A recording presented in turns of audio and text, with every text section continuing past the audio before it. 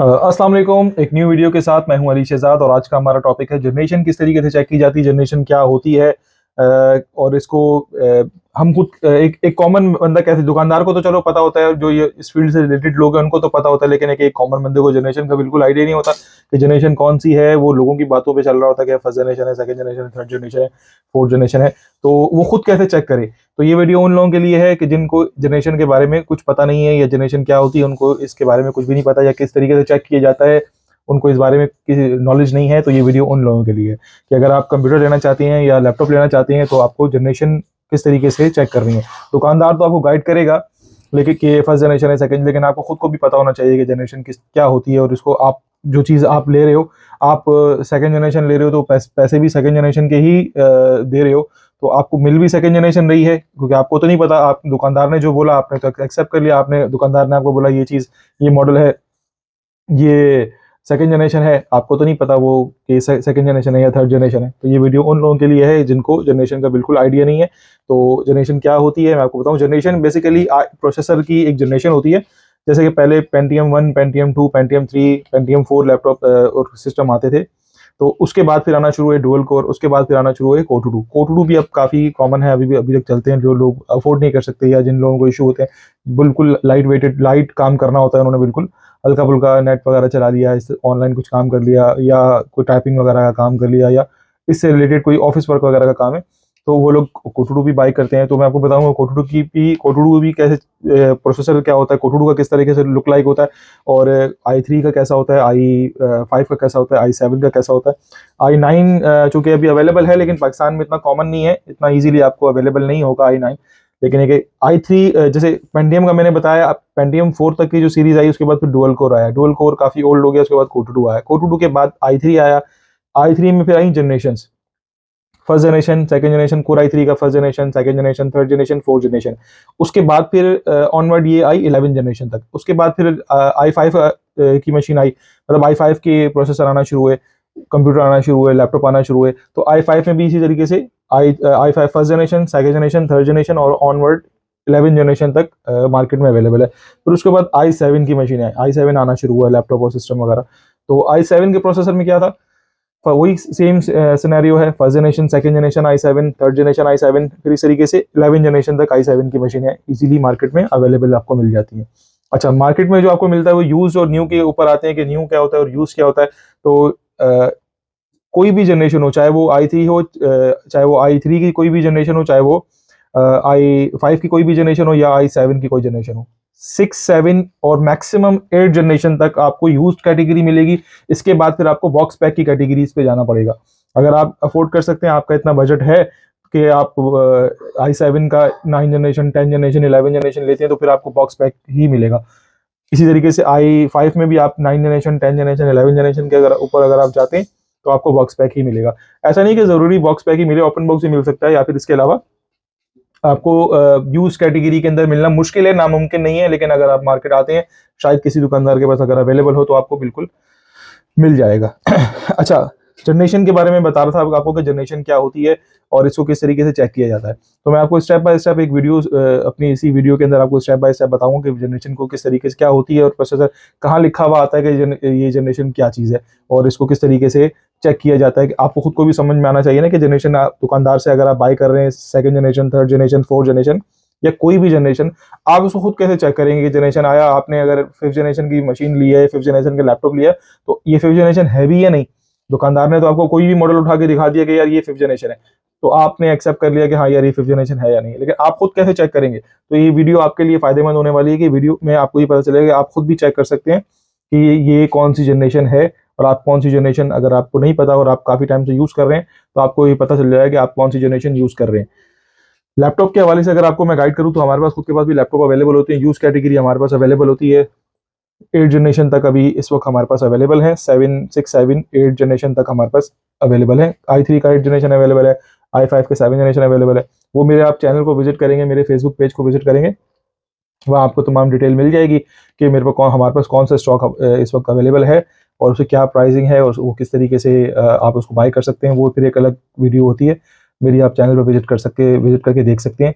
तो अगर कोई रिक्वायरमेंट हो, हम कराची बेस में है, कराची में हमारा सदर के अंदर सेटअप है। तो अगर आपको यहाँ कोई हमारी शॉप पे विजिट करना चाहे तो एड्रेस वगैरह आपको मेरे पेज से मिल जाएगा, मेरे फेसबुक से मिल जाएगा, या फिर डिस्क्रिप्शन में मैं आपको लिंक दे दूंगा। तो वहाँ पे आप बिल्कुल विजिट कर सकते हैं, कराची में हमारा ऑफिस विजिट कर सकते हैं। सदर में रीगल चौक 819 ऑफिस नंबर है, रीगल ट्रेड स्क्वायर के अंदर। तो खैर वो फिर एक बाई करने वाली और बाइंग सेलिंग वाली वो एक अलग वीडियो होती है, वो आप मेरे पेज जब विजिट करेंगे या मेरा चैनल विजिट करेंगे तो आपको बाइंग सेलिंग की आपको वीडियोस मिल जाएंगी। तो आप उसमें ऐसे आप देख सकते हैं, जो भी आपको लेटेस्ट वीडियो अभी डली हुई होगी उसमें देख लेना, वो स्टॉक अभी हाल में हमारे पास अवेलेबल होगा। तो जनरेशन के ऊपर मैं बात कर रहा था कि आज हम बात करेंगे जनरेशन किस तरीके से चेक की जाती है। तो चलते हैं लैपटॉप की स्क्रीन की तरफ, तो फिर मैं आपको बताता हूँ कि जनरेशन किस तरीके से चेक की जाती है। हाँ मेरे साथ। अच्छा, ये एक लेनोवो की मशीन है। मैंने मशीन ऑन रखी हुई है ताकि आप लोगों के लिए आसानी हो जाए। तो अच्छा, ये है इसका पूरा इसको ये बायोस होती है मशीन की ना। ये आप बायोस से भी चेक कर सकते हैं, हर मशीन की बायोस का अलग चेकिंग। जैसे लेनोवो की मशीन है, लेनोवो F1 से बायोस में जाता है। जब मशीन लैपटॉप आप ऑन करेंगे, लेनोवो का कोई भी लैपटॉप आप ऑन करेंगे या लेनोवो का कोई भी कंप्यूटर आप ऑन करेंगे, ऑन करते साथ ही आप बिल्कुल फौरन से F1 प्रेस करना शुरू कर देंगे। F1 बटन यहाँ कीबोर्ड में दिया हुआ था, ये रहा, ठीक है, ये F1 बटन ये रहा। आप इसको F1 को बार बार इसको दो चार दफा प्रेस करेंगे तो आपके सामने इस तरीके का एक इंटरफेस आ जाएगा। उसके अंदर आपको तमाम चीज़ें की इंफॉर्मेशन आपको मिल जाएगी। अच्छा, ये हम आते हैं यहाँ पे सीपीयू टाइप के ऊपर। सीपीयू टाइप के ऊपर आते हैं, यहाँ पे लिखा हुआ है Intel register, Intel R core TM। अच्छा, ये होता है कोर i3। अच्छा, ये लिखा है कोर i3 और इसके आगे लिखा है 8130U CPU 8130U।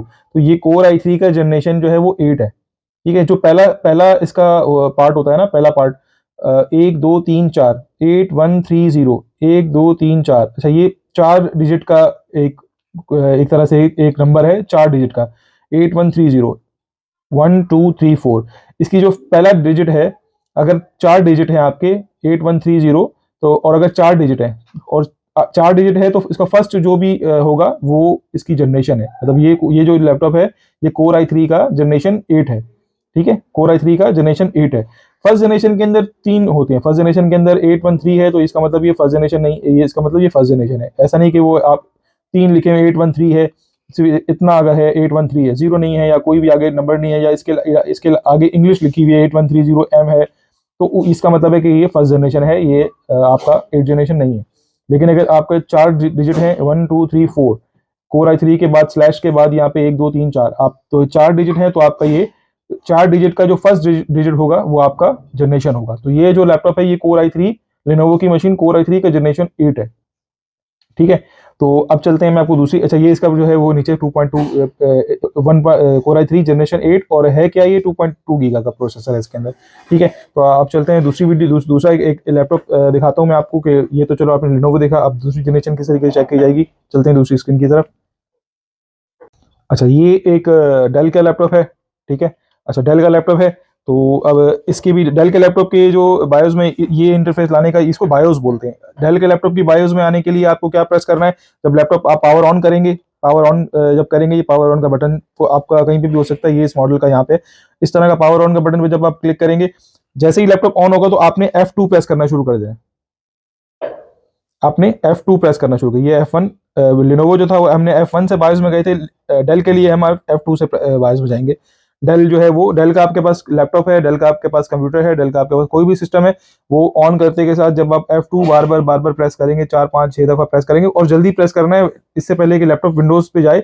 विंडोज पे जाने से पहले ही हमने जैसे ही पावर बटन ऑन किया, साथ ही हम F2 के बटन को प्रेस करना शुरू कर देंगे। 3 4 दफा जब प्रेस करेंगे तो आपको इस तरीके का एक इंटरफेस आ जाएगा। यहाँ आपने जाना है सिस्टम इन्फॉर्मेशन के अंदर, ये लिखा हुआ है सिस्टम इन्फॉर्मेशन। सिस्टम इन्फॉर्मेशन पे क्लिक करेंगे तो ये आपके पास इस तरह का एक इंटरफेस आ जाएगा। अच्छा, यहाँ हम आते हैं प्रोसेसर टाइप के ऊपर। ये लिखा हुआ प्रोसेसर टाइप, थोड़ा सा आपको जूम करके दिखाता हूँ। यहाँ लिखा हुआ है क्योंकि असल में बहुत बारीक सा लिखा हुआ है। ये लिखा है processor type Intel R core TM। अच्छा, ये आपको मैंने बताया था कि वो वाली मशीन i3 8 जनरेशन थी, ये कोर i5 है। और ये जनरेशन कौन सी है, जैसा कि मैंने आपको बताया था 1 2 3 4U 7300U। तो 7300 जो है, इसमें 4 डिजिट आ रहे हैं। 4 डिजिट का जो फर्स्ट डिजिट होता है वो होता है हमारा जनरेशन। तो ये जैसे कि आपको मैंने बताया कि 4 डिजिट का जो फर्स्ट डिजिट होगा वो आपका जनरेशन होगा। तो ये जनरेशन कोर i5 का जनरेशन 7th है, क्योंकि हमारा फर्स्ट डिजिट 7 है, 7300U, तो 7300। अच्छा, ये हमने यहाँ पे यू को काउंट नहीं करना, हमने यहाँ पे इंग्लिश को काउंट नहीं करना, जो अल्फाबेट है अल्फाबेट को हमने नहीं देखना, हमने नंबर डिजिट के ऊपर बात करनी है, ठीक है, क्योंकि उसको हमने यू को काउंट नहीं करना, क्योंकि असल में फर्स्ट जनरेशन भी हमको चेक कराऊंगा। फर्स्ट जनरेशन में थोड़ा सा सिनेरियो, उसमें 3 डिजिट होते हैं, फर्स्ट जनरेशन में 3 डिजिट होते हैं, और चौथा जो डिजिट होता है वो होता है अल्फाबेट होता है, ठीक है। तो और ये बाकी जनरेशन में सेकंड जनरेशन से लेकर 11 जनरेशन तक कोई भी सिस्टम देखेंगे उसमें 4 डिजिट होंगे और एक अल्फाबेट होगा। तो यहाँ पे 7300U है, 7300U, 7300 के अंदर हमारे पास 4 डिजिट आ रहे हैं, और 4 डिजिट का जो फर्स्ट डिजिट होगा वो हमारा जनरेशन होगा। तो ये कोर i5 का जनरेशन 7th है, क्योंकि हमारा फर्स्ट डिजिट 7 है, 7300, तो 7 फर्स्ट डिजिट है, तो इसलिए हमारा ये कोर i5 का जनरेशन 7 का लैपटॉप है, ठीक है। चलते हैं एक और आपको जनरेशन चेक करवाता हूँ। अच्छा, एक और हमारे पास डेल का ही लैपटॉप है। अच्छा, डेल का लैपटॉप, जैसे कि मैंने आपको बताया कि डेल के लैपटॉप में ये इंटरफेस लाने के लिए पावर ऑन का बटन को भी जब प्रेस करेंगे, साथ ही आपने F2 के बटन को भी प्रेस करना शुरू कर देना है। F2 का बटन ये रहा, F2 के जब बटन को 4-5 दफा प्रेस करेंगे तो आपके सामने इस तरह का एक इंटरफेस आएगा। वहाँ पे आपने आना है सिस्टम इन्फॉर्मेशन में, सेम डेल का सिस्टम सब आपके पास भी अगर आप यूज कर रहे हो तो सेम ऐसे ही होगा। सिस्टम इन्फॉर्मेशन में आने के बाद अब हम आते हैं यहाँ पे प्रोसेसर टाइप के। अच्छा, प्रोसेसर टाइप में वही इंटेल कोर TM सब सेम है। अच्छा, ये है कोर i5, ठीक है, और इसके आगे है 3340M CPU, ठीक है। अब 3340M जो है ना हमारा, अब 3340 जो है, कितने डिजिट आ रहे हैं इसके अंदर? 4 डिजिट आ रहे हैं, और 4 डिजिट का जो हमारा पहला डिजिट होता है वो होता है हमारी जनरेशन। तो पहला डिजिट हमारे पास है 3, तो ये कोर i5 जनरेशन 3rd है ये, ठीक है, कोर i5 जनरेशन 3rd, ठीक है। कोर i5 और 4 डिजिट है हमारे पास 3340, तो 3340 का जो पहला डिजिट होगा हमारे पास वो होगा हमारी जनरेशन का, तो ये होगा हमारा जनरेशन 3rd। कोर i5 का ये जो लैपटॉप है कोर i5 का जनरेशन 3rd है, ठीक है। इसके अलावा कोई सिस्टम नहीं है, ये मैं बहुत ही आपको आसान अल्फाज में समझा रहा हूँ, कोई भी आपको बोले कि ये गलत है इस तरीके, ऐसा कुछ नहीं होता, यही सिस्टम होता है, इस तरीके से ही चेक किया जाता है। 4 डिजिट हैं और फर्स्ट डिजिट जो है हमारा वो होता है हमारी जनरेशन। तो ये कोर i5 जनरेशन 3rd है। चलते हैं एक और आपको दिखाता हूँ। अच्छा, एक और हमारे पास डेल का लैपटॉप है, इसकी जनरेशन में आपको चेक करवा रहा हूँ। जनरेशन अलग है, भले हम डेल या HP से कोई फर्क नहीं पड़ता। एक और डेल का लैपटॉप है, उसकी जब आप बायोस में आएंगे वही सेम सिस्टम इन्फॉर्मेशन के अंदर आके हमारे पास यहाँ पे प्रोसेसर टाइप कोर i5, और ये है 2520M, 2520M, 2520 हमारे पास 4 डिजिट आ रहे हैं इसके अंदर, 2520, ठीक है। अल्फाबेट को काउंट नहीं करना आपने, इसको काउंट करना है, अल्फाबेट को नहीं काउंट करना। अल्फाबेट की जगह यहाँ पे M हो, U हो, Q हो, C हो, P हो, उससे कोई फर्क नहीं पड़ता, आपने जनरेशन काउंट करनी है यहाँ से। कोर i5 स्लैश के बाद, कोर i5 छोटा सा स्लैश है, स्लैश के बाद 2520 लिखा हुआ है। 2520 कितने डिजिट आ रहे हैं हमारे पास? 4 डिजिट आ रहे हैं। 2520, 2520, 1 2 3 4, 2520, ठीक है। तो 2520 में हमारे पास यहाँ पे फर्स्ट डिजिट होगा जो हमारी जनरेशन होगा, तो क्या है ये 2520, फर्स्ट डिजिट हमारा 2 है, तो ये जनरेशन 2 है, कोर i5 जनरेशन 2 है ये, मतलब core i5 generation 2nd generation का लैपटॉप है ये, ठीक है।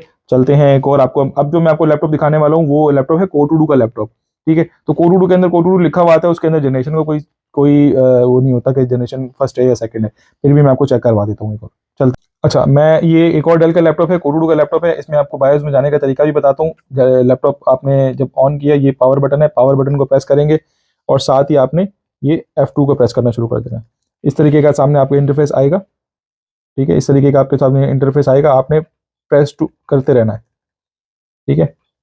ये चूंकि ओल्ड मॉडल है तो ये थोड़ा सा टाइम लोड लेगा और आपके बायोस में चला जाएगा। अब ये देखें यहाँ पे लिखा हुआ आ गया preparing enter to BIOS setup, preparing to enter setup, setup भी कहते हैं, बायोस भी कहते हैं इसको, ठीक है। तो ये अभी बायोस में जाएगा लैपटॉप, आपके सामने वही इंटरफेस आ जाएगा जो कि आपको मैंने बताया था। ये आपके सामने इंटरफेस आया, यहाँ आपने आना है, जर्नल के अंदर आप क्लिक करेंगे तो यहाँ पे सिस्टम इन्फॉर्मेशन आ जाएगा। सिस्टम इन्फॉर्मेशन पे आएंगे तो आपके सामने इस तरीके का पेज खुलेगा, और वही आपने आना है यहाँ पे प्रोसेसर टाइप के ऊपर। अच्छा, प्रोसेसर टाइप जो है इसमें कोटूडू लिखा हुआ है, P8800 लिखा हुआ है, 2.66 का कितना प्रोसेसर है, तो ये आपने इसमें कोटूडू लिखा हुआ ही आ रहा है, तो ये लैपटॉप ही कोटूडू का है, ठीक है। ये देखें कोर TM 2 लिखा हुआ है, 2 और 2 लिखा हुआ है, तो ये कोटूडू का लैपटॉप है, ठीक है। इसमें जनरेशन का कोई कॉन्सेप्ट नहीं होता, तो अगर आपको कोई बोलेगा जनरेशन है या ऐसा है वैसे, तो ऐसा कुछ भी नहीं है, ये आपका कोटूडू का लैपटॉप है, ठीक है। तो इस तरीके की आपको मैं यहाँ से इसको भी मैं ऑफ करता हूँ लैपटॉप को। जी, तो आपने आज देखा कि मैंने आपको काफ़ी सारे मॉडल 5-6 मॉडल चेक करवाए। इस तरीके से बहुत सारे मॉडल बहुत सारी होते हैं, लेकिन एक प्रोसेस यही होता है। प्रोसेस आपको बहुत ही आसान से अल्फाज में, बहुत ही रिपीट कर करके बहुत ही आसान से अल्फाज में समझाने की कोशिश की है। अगर मेरी वीडियो पसंद आई हो तो इसको लाइक कीजिएगा, शेयर कीजिएगा, चैनल को लाजमी सब्सक्राइब कीजिएगा, ताकि हमें भी मोटिवेशन मिले और हम भी डेली आपके लिए वीडियो पोस्ट करते रहें। Thank you so much.